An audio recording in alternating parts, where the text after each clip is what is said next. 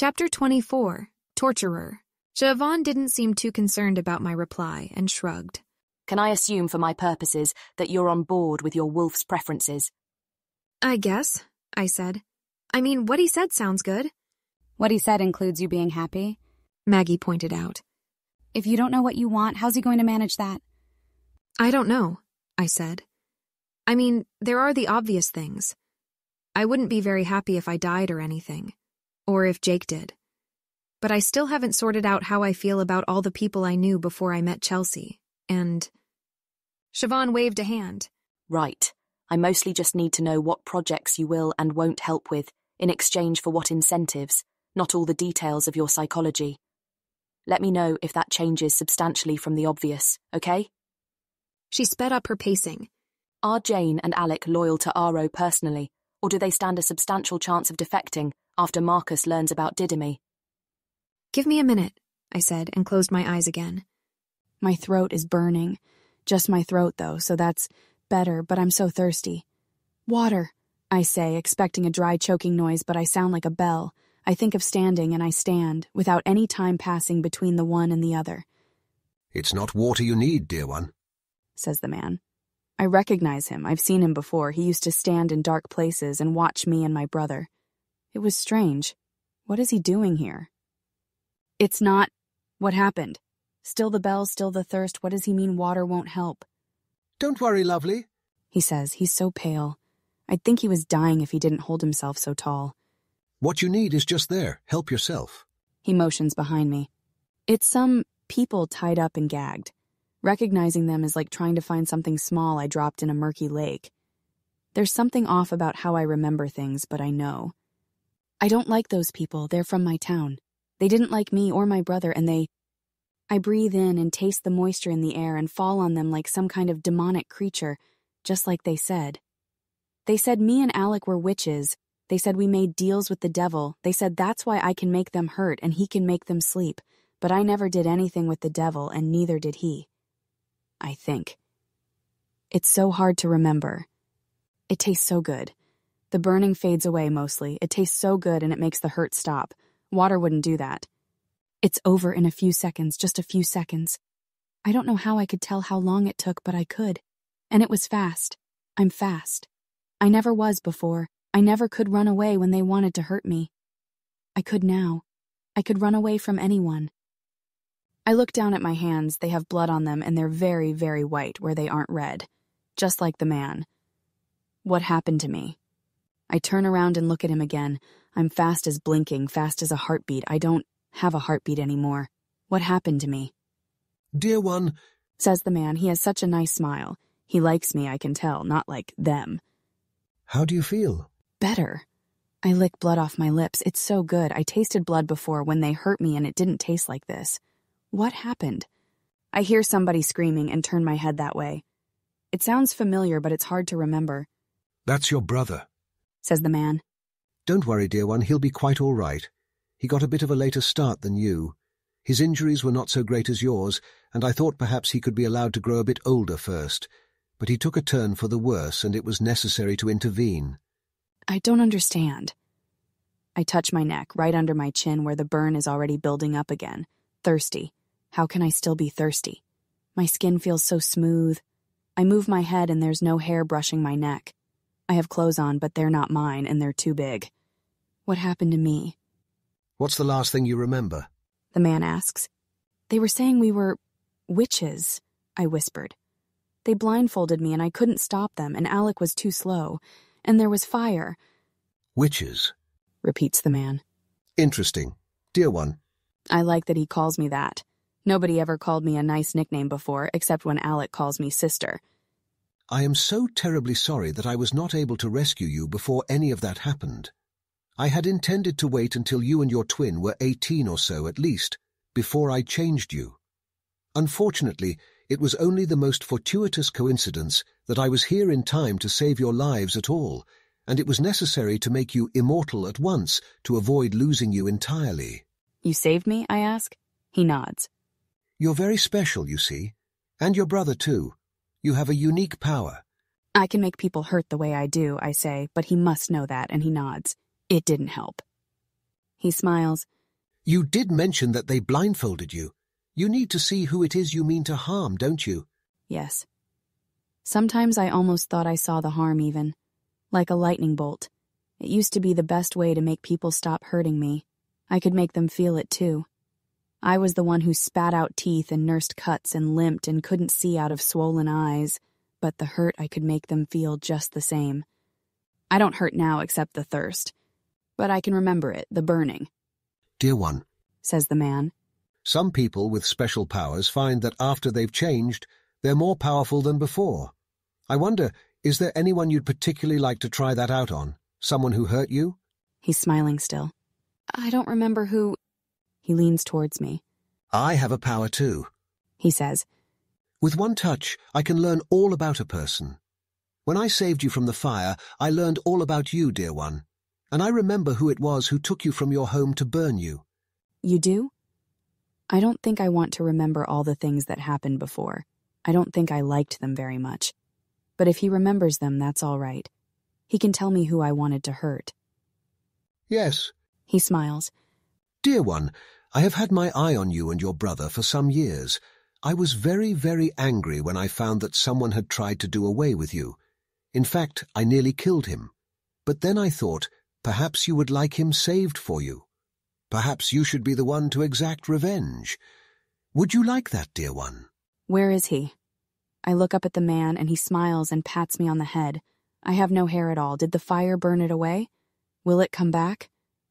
And he leads me through the village. My brother screams again, but we aren't going to him. We're going to hurt the person who hurt us. Nobody should hurt me ever, and if they do, they should hurt.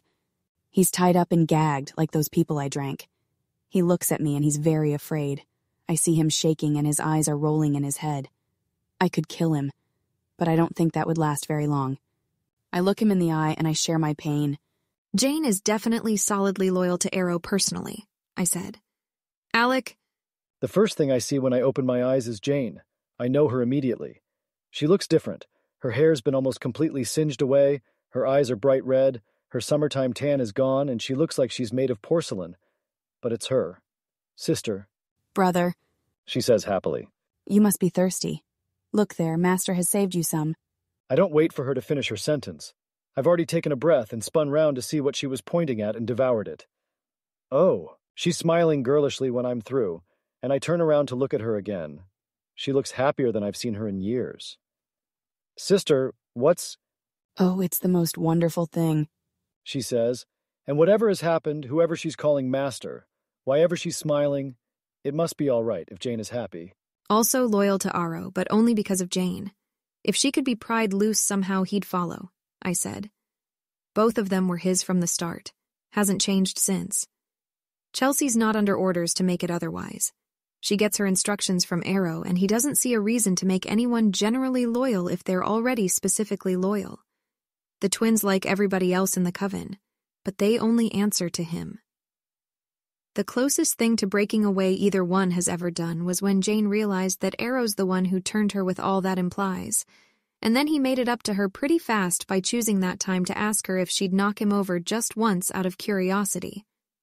That was satisfactory to her. Sense of justice. That's one way to put it, muttered Jake. Well, her sense that anyone who treats her like less than an untouchable princess needs to burn takes longer to say, I said. Is it just me? Said Maggie. Or would it be really, really useful to have Bella around Nowish? I have literally no other clue how anybody's going to deal with the twins and Renata. It's not just you, said Siobhan.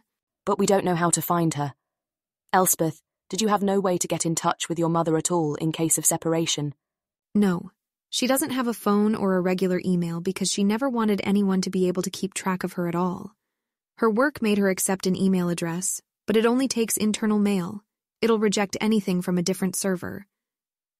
Siobhan was staring at me like I was a complete idiot. What? Siobhan smacked herself in the forehead. It made a loud clunky noise. Tell me who she worked for, she growled. And I will arrange to send mail from the right domain, Elspeth, if that's all that's standing in the way of our writing her a damn letter. Maggie said. Okay, point that we can write to her, and this really should have come up in conversation forever ago. But is she likely to be checking her work email? No, but it's a hell of a lot better than flying to San Francisco on a wild guess and wandering around in case she's there. Siobhan said. Elspeth. Right, I muttered, and I rattled off the name of the company and my mother's email address with them. I guess on the bright side, you didn't, say, tell your dad how to get a hold of her because you'd have just been thinking, oh, I can't email her the entire time you were around him? Jake said encouragingly. So that means the Volturi can't communicate with her. They have Alice, said Siobhan. They don't need Bella's email address. They've had Alice since 2 weeks ago, I said. And unless they hid it from Addie for some reason, they don't have my mother. 1 sec. I told you, Arrow, Alice says. I can't see her.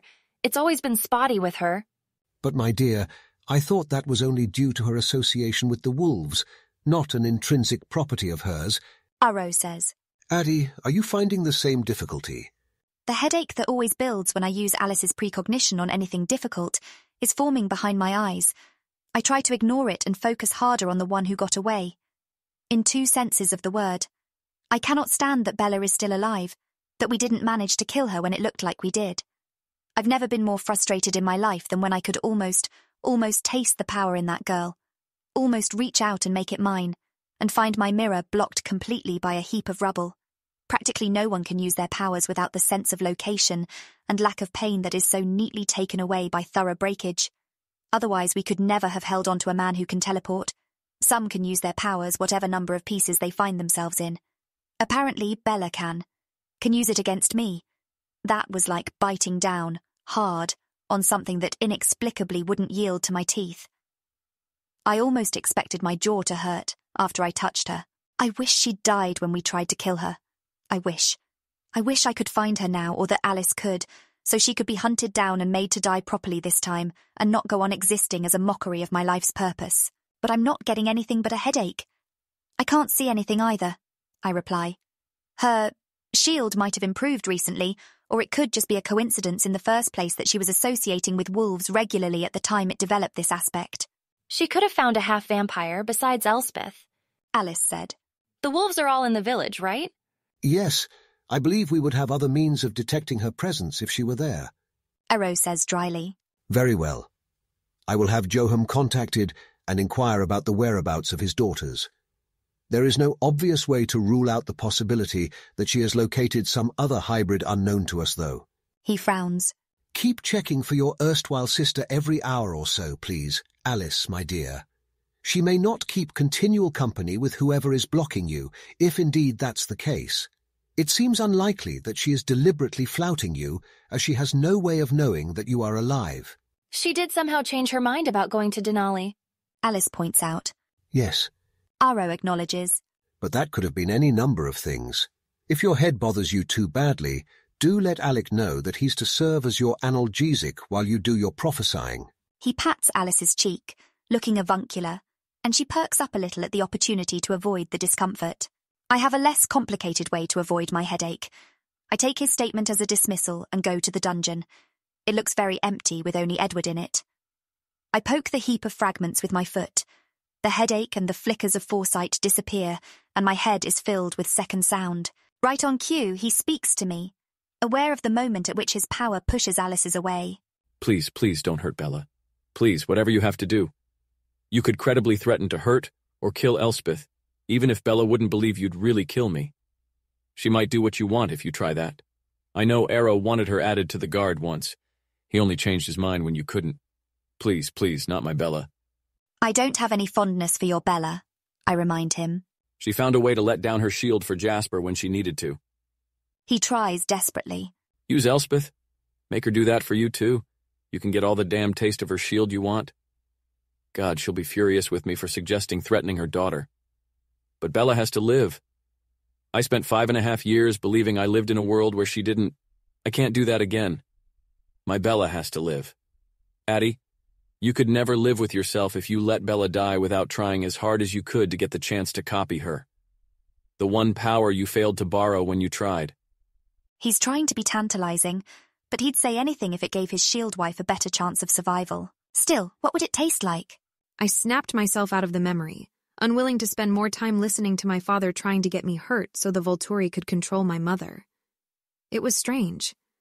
On the one hand, I didn't love him, wasn't sure I ever had, and could only feel so betrayed by it. And it should have been predictable. He was a vampire with a mate in danger. Even without Chelsea, he might have wanted to trade me in for her, although I wasn't sure. But on the other hand, I'd never mentally lumped him in with the bad guys either. Elspeth? Asked Jake, looking concerned for me. Something wrong? I shook my head, to clear it, not to answer him. Alice can't see my mom, I murmured. At least not since the last time Addie heard anything. It's either something new about the shield, or my mother is spending all her time with a half-vampire or a wolf the Volturi don't know about. They got a hold of Johum and his daughters were with him and didn't know anything about it, and Nahuel was at home when they called and didn't know anything either. All the wolves and Cody are in the village, and I know it's not me. Is something wrong, Elspeth? Jake prodded gently in a low voice. I didn't feel like constructing sentences. I pushed the memory at him. While he processed that, Maggie said, Well, can you think of any other place she'd get a half-vampire or a werewolf? I thought. I guess there might be somebody like Embry whose mother didn't move to the Quileute reservation, I speculated. The vampires looked at me blankly, so I explained. Embry turned out to be a wolf, but his mother was a Maca, and everybody had assumed his dad was one too who she left behind. If she hadn't moved, Embry would be an inactive wolf on the Maca reservation right now, and his mom would be there too, and still alive. There might be somebody like her, who really did stay put with her wolf kid. My mom would be able to tell by going to their reservation and sniffing around. Interesting, said Siobhan. That still leaves the question of why she would have changed course, since Alice saw her heading for Denali, though. So write her an email already, said Maggie. It's still light out, said Siobhan. Give it an hour, then we'll get hold of a computer, and I'll see what I can. That bastard! Shouted Jake suddenly. Who? Asked Maggie. Edward! He fumed. He was... Jake, I murmured. If somebody wanted to kill me and you thought you could save me by suggesting that they threaten one of your sisters or somebody... Are you making excuses for him? Exclaimed Jake. You're his daughter. That makes it his job to look out for you. Not your job to be the sacrificial lamb so he doesn't have to wallow in even more self-loathing than usual. Did you pay attention to that whine in his voice? Is that guy for real? I wanted him to stop, and without thinking, I flung another memory. One of my father's from when he thought my mother was dead. It was just a second long, so Jake reacted immediately. Ah! He said, flinching. Tears popped up in the corners of his eyes. Elspeth, what did you do that for? That was the most depressing thing I've ever thought of in my life. That's why, I said. I don't like what he did. I don't like it at all, and I'm not just making excuses.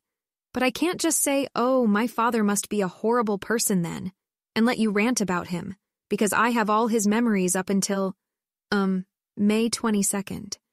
And he's a person, just a person. And he loves my mother so much. And I at least used to love her too. She had to make a rule for me to follow that I was required to cooperate with the Volturi, and let them hurt her if that would keep me safe. I must have loved her enough to need a rule like that. I must have loved her enough that I would have given myself up for her once. I must have loved her enough that my dad's idea would sound pretty swell to me. It's a terrible idea, said Jake. I don't like it. I said I don't like it. But I gave you just 1 second of what it felt like to be my dad when he thought my mom was dead. I have years of that in my head. Maybe he's being weak or a bad father or something. But he just doesn't want to feel that ever again. Can you blame him? Do you want to repeat it? I've got lots more. Lots, I said in a rush. It's like after Jane burned me, I wanted to do anything she said, just to make sure she didn't do it again. He just doesn't want to think my mom is dead again. I can't tell you exactly what he was thinking when he said that. Beneath the surface stuff, his power could pick up when Addie had it, because the last time Addie touched Arrow was before that day. But it's pretty obvious. Somewhere in the middle of this torrent of words, Jake's expression of anger at my father melted away and was replaced with unadulterated, imprint face. He reached out and pulled me in for a hug, and I leaned in.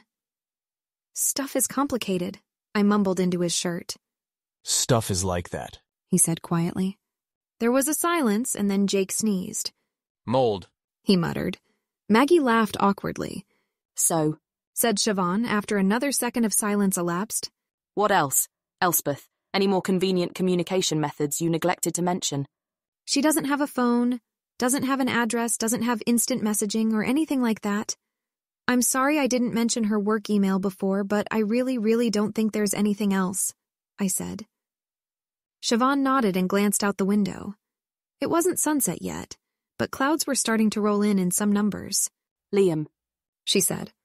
Go get a computer and find a way to email Bella. Come back once you've managed it, with something that can receive a reply from her. And then we wait.